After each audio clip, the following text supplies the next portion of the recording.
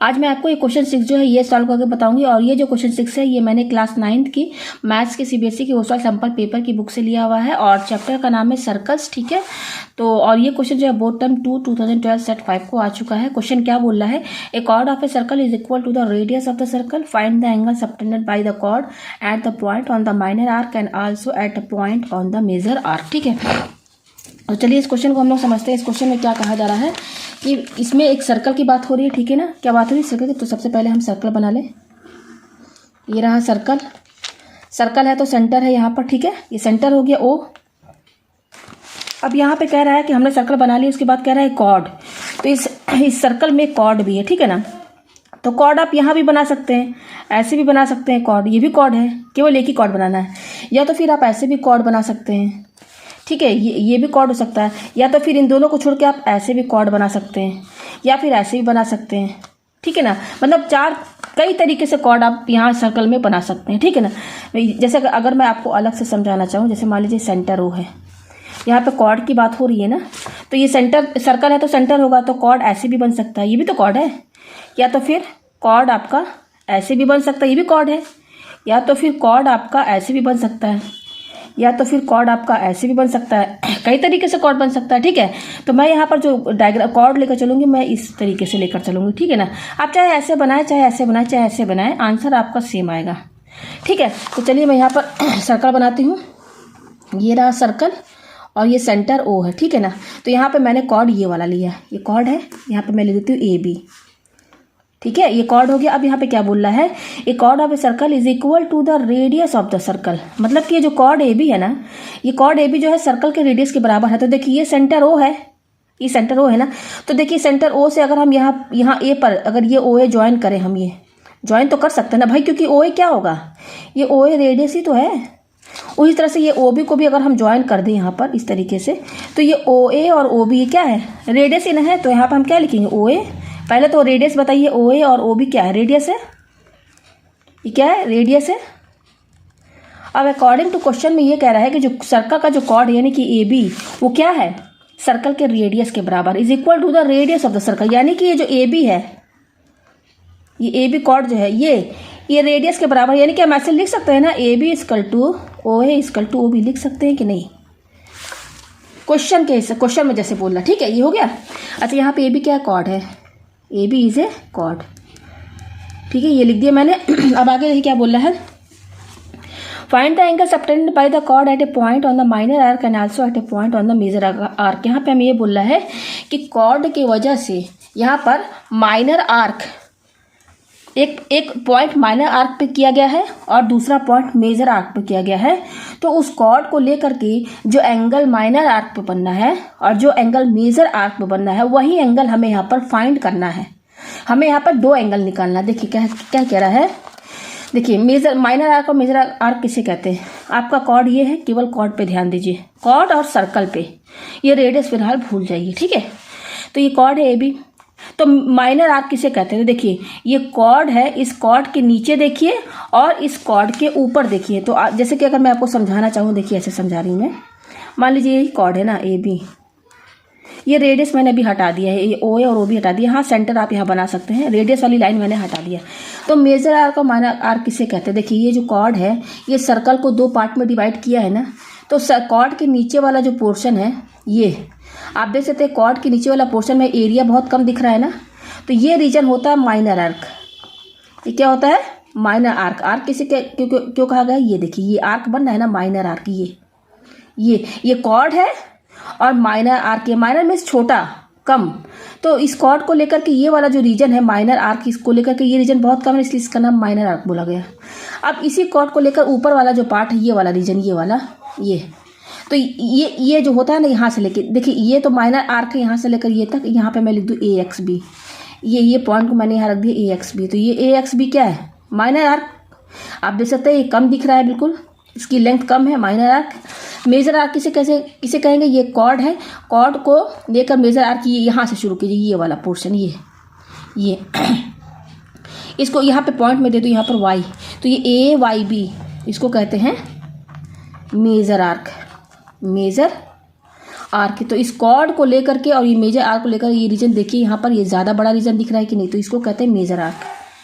अब तो minor arc आपको समझ में आ गया, इस कॉर्ड को लेकर के ये माइनर आर्क बनना है और इस कॉर्ड को लेकर के ये मेजर आर्क बनना है, ठीक है।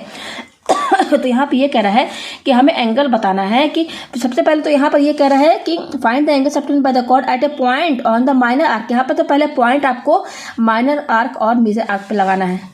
तो देखिए माइनर आर्क हमारा ये है ना, आपको समझ में आ गया ना। देखिए ये कॉर्ड ए बी है, ये माइनर आर्क हुआ ये वाला। यहाँ पे देखिए यहाँ पे पॉइंट दे ए एक्स भी, तो ए एक्स भी माइनर आर्क है। तो यहीं पर कहीं आप पॉइंट दीजिए, ये माइनर आर्क ये एक्स भी, यहाँ कहीं पर भी आप पॉइंट दे दीजिए। मान लीजिए आप यहीं पे पॉइंट दे देते हैं यहाँ ये पॉइंट। उसी तरह से मेजर आर्क हमारा क्या है, मान लीजिए कि ये ए है और ये पूरा मेजर आर्क है ना। तो यहाँ इस मेजर आर्क में ये मेजर आर्क किसे कहते हैं, जो गोल ये कर्व शेप का रहता है। तो ये ए से लेकर ये बी तक ये कर्वी आर्क तो है, कर्व शेप का है ना।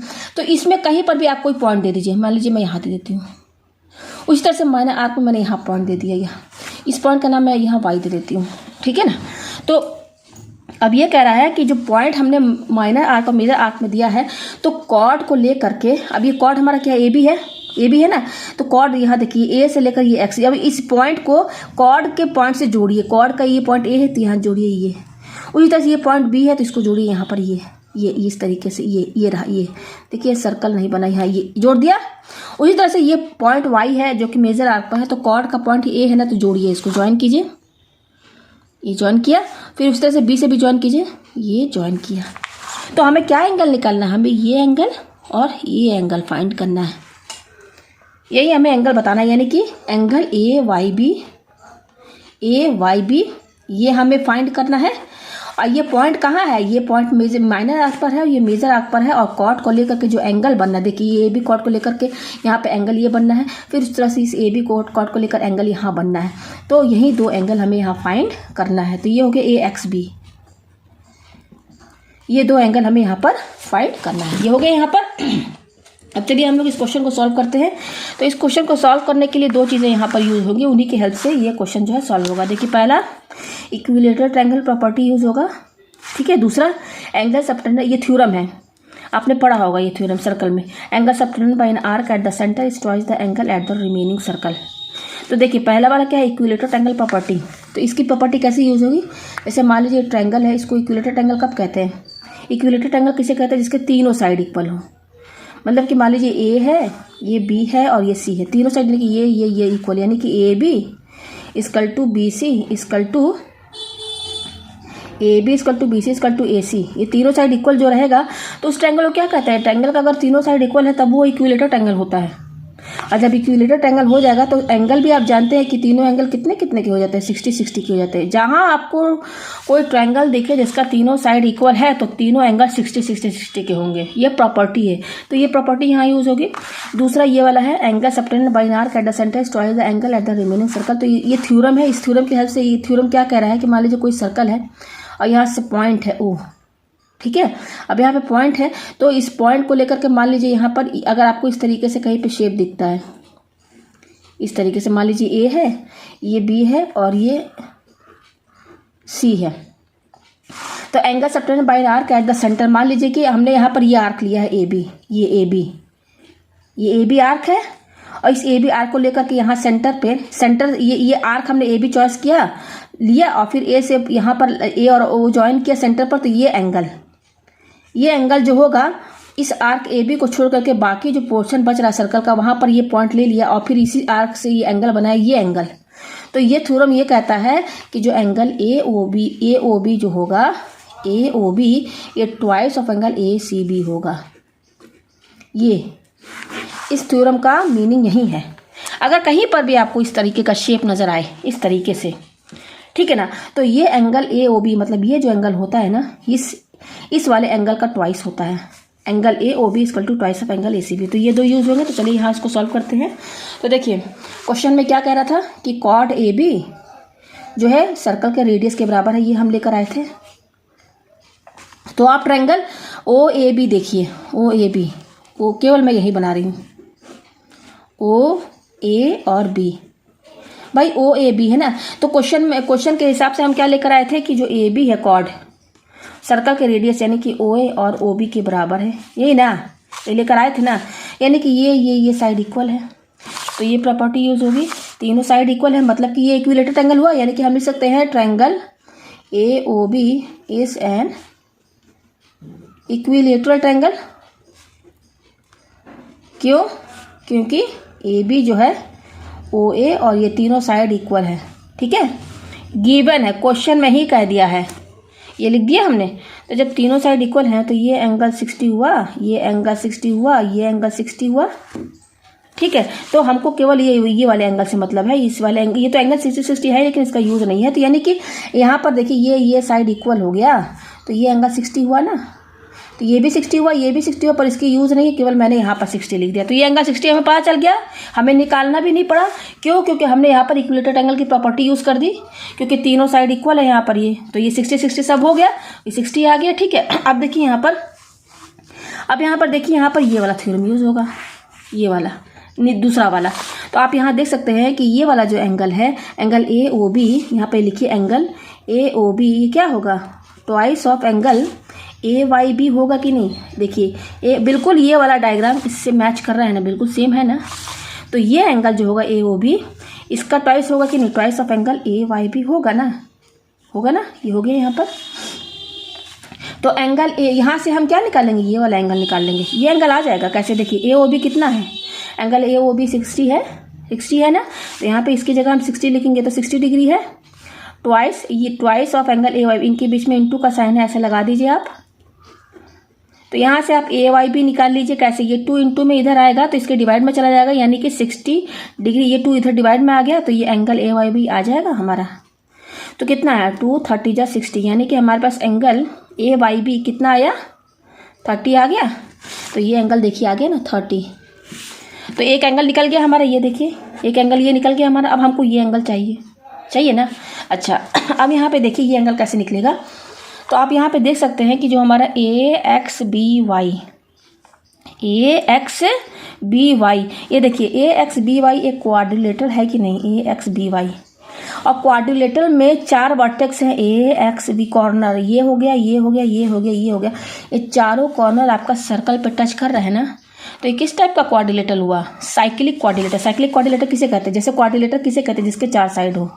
जैसे मान लीजिए ये क्वाड्रिलेटर हुआ, ABC और ये D, ये साइक्लिक क्वाड्रिलेटर हुआ ना। साइक्लिक नहीं, पहले तो इसको सिंपल ABCD, इसको सिंपल क्वाड्रिलेटर कहेंगे। 4 साइड है, 1 2 3 4। अब साइक्लिक क्वाड्रिलेटर किसे कहेंगे? मान लीजिए कोई सर्कल है और इसी सर्कल में एक क्वाड्रिलेटर जो है इस तरीके से, इसका चारों कॉर्नर, ये वाला कॉर्नर, ये कॉर्नर, ये कॉर्नर, चारों कॉर्नर सर्कल पे टच कर रहा है। अगर क्वाड्रिलेटर का सर्कल पे टच होना चाहिए, तब इस क्वाड्रिलेटर का नाम हो जाएगा साइक्लिक क्वाड्रिलेटर। तो हमारा यहाँ पर AXBY क्या है? साइक्लिक क्वाड्रिलेटर है कि नहीं? है ना। तो हम यहाँ पर क्या लिखेंगे कि AXBY, देखिए AXB चारों कॉर्नर सर्कल पे टच कर रहा है। AXBY is a cyclic quadrilateral, cyclic quadrilateral है। तो साइक्लिक क्वाड्रिलेटर मैं यहाँ पे आपको बना के दिखा दूँ। मान लीजिए ये साइक्लिक क्वाड्रिलेटरल है ABCD। तो साइक्लिक क्वाड्रिलेटर का एक थ्योरम, और यहाँ पर देखिए एक और थ्योरम यूज़ होगा। यहाँ तक केवल मैंने 2 ही बताया ना, एक थ्योरम और यूज़ होगा कि साइक्लिक क्वाड्रिलेटर अगर है तो इसका एक थ्योरम है कि अपोजिट साइड, अपोजिट एंगल जो है उनका सम 180 होता है, यानी कि एंगल D+B, अपोजिट एंगल इस D के अपोजिट B है, इन दोनों का सम 180 होगा। उसी तरीके से एंगल A और एंगल C अपोजिट एंगल है एक दूसरे के, तो angle A plus angle C 180 के बराबर होगा। ये थ्योरम यहाँ पर यूज़ होगा। तो ये हमारा साइक्लिक क्वाड्रिलेटर AXBY, ठीक है ना। तो देखिए एंगल Y के अपोजिट क्या है? एंगल X है ना। तो इन दोनों एंगल का सम 180 के बराबर होगा कि नहीं? इस थ्योरम की हेल्प से होगा ना। तो हम यहाँ पर लिख सकते हैं एंगल AYB, यहाँ पे देखिए ऐसे लिखिए, या फिर ऐसे लिखिए angle Y plus angle Y, ये एंगल Y है ना पूरा, और ये क्या एंगल X है ना। ये दोनों एंगल अपोजिट एंगल का सम 180 होगा ना। अपोजिट एंगल होना चाहिए, ऐसे नहीं D+C 180 नहीं, D के अपोजिट ये है एंगल D+B। तो यहाँ पर देखिए एंगल Y के अपोजिट क्या है? X है, तो angle Y plus angle X 180 होगा। कैसे? सम ऑफ द अपोजिट, यहाँ लिखना होगा सम ऑफ द अपोजिट एंगल से इन ए साइक्लिक क्वाड्रिलेटर। देखिए राइटिंग पे मत जाइएगा आप, ठीक है ना, समझने से मतलब रखिएगा। तो अपोजिट एंगल का सम जो होता है क्वाड्रिलेटरल साइक्लिक क्वाड्रिलेटरल में 180 होता है। तो angle Y plus angle X 180 होगा। तो एंगल वाई को हम क्या लिखेंगे, ए वाई बी लिख देते हैं, ठीक है ना। एंगल वाई ने लिख करके इसको हम एंगल ए वाई बी लिख देते हैं, प्लस एंगल एक्स को हम क्या लिख सकते हैं, ये एंगल एक्स का अगर हम नाम देना चाहते हैं तो एंगल ए एक्स बी लिख सकते हैं ना। तो यहाँ पे यही लिखिए, ठीक है ना, इक्वल टू 180। ये एंगल तो हम निकाल चुके हैं 30 है, देखिए ये 30 आया तो यहाँ पे 30 लिखिए, plus angle A X B equal to 180। तो यहाँ से एंगल ए एक्स बी निकाल लीजिए आप। ये 30 इधर जाएगा, 180 के माइनस में चला जाएगा। तो 180 में 30 माइनस कीजिए तो कितना आएगा, 150। तो एंगल ए एक्स बी कितना आया, 150। तो निकल गया। हमें यही दो एंगल फाइंड करना था, ए वाई बी 30 और ये कितना आया है 150। ये 150 आया ना, देखिए यहाँ पर। तो ये एंगल निकालना था और ये एंगल निकालना था। तो ए वाई बी कितना आया 30 आया है और ए एक्स बी कितना आया 150। तो यही हमें निकालना था। उम्मीद है आपको ये क्वेश्चन अच्छे से समझ में आ गया होगा।